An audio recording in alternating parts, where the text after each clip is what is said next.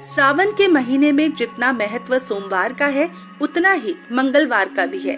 इस माह में जहां हर सोमवार को भोलेनाथ की पूजा की जाती है, वहीं हर मंगलवार मां मंगला गौरी की पूजा भी की जाती है।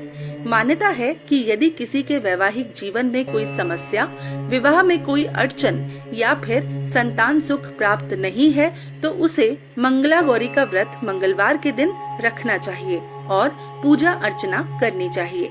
मंगला गौरी व्रत करने वाली महिलाएं पूजा में इस व्रत की कथा का पाठ भी जरूर करती हैं। आइए जानते हैं मंगला गौरी की व्रत कथा क्या है। पौराणिक कथा के अनुसार पुराने समय में एक धर्मपाल नाम का सेठ था। उसके पास धन दौलत की कोई कमी नहीं थी, बस कमी थी तो संतान की। इस वजह से सेठ और उसकी पत्नी काफी परेशान रहते थे। संतान प्राप्ति के लिए सेठ ने कई जप तप, ध्यान और अनुष्ठान किए, जिससे देवी प्रसन्न हुई और सेठ से मनचाहा वर मांगने को कहा। तब सेठ ने कहा कि माँ, मैं सर्व सुखी और धन धान्य से समर्थ हूँ, परंतु मैं संतान सुख से वंचित हूँ। मैं आपसे वंश चलाने के लिए एक पुत्र का वरदान मांगता हूँ।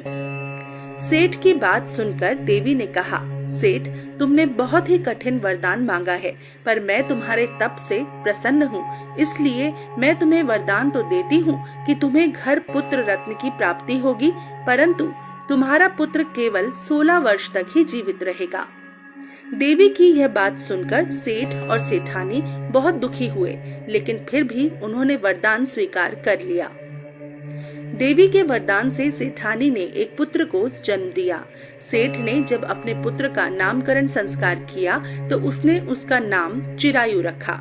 जैसे जैसे समय बीतता गया, सेठ सेठानी को अपने पुत्र की मृत्यु की चिंता सताने लगी। तब एक विद्वान ने सेठ को यह सलाह दी कि यदि वह अपने पुत्र का विवाह ऐसी कन्या से करा देंगे जो मंगला गौरी का व्रत रखती हो, उसी कन्या के व्रत के फल स्वरूप आपके बेटे को दीर्घायु प्राप्त होगी। सेठ ने विद्वान के कहे अनुसार अपने पुत्र का विवाह एक ऐसी कन्या से करा दिया जो मंगला गौरी का विधि पूर्वक व्रत रखती थी। विवाह के परिणाम स्वरूप चिरायु का अकाल मृत्यु दोष समाप्त हो गया और राजा का पुत्र नामानुसार चिरायु हो उठा। तभी से महिलाएं पूरे श्रद्धा भाव से मंगला गौरी का व्रत रखने लगी।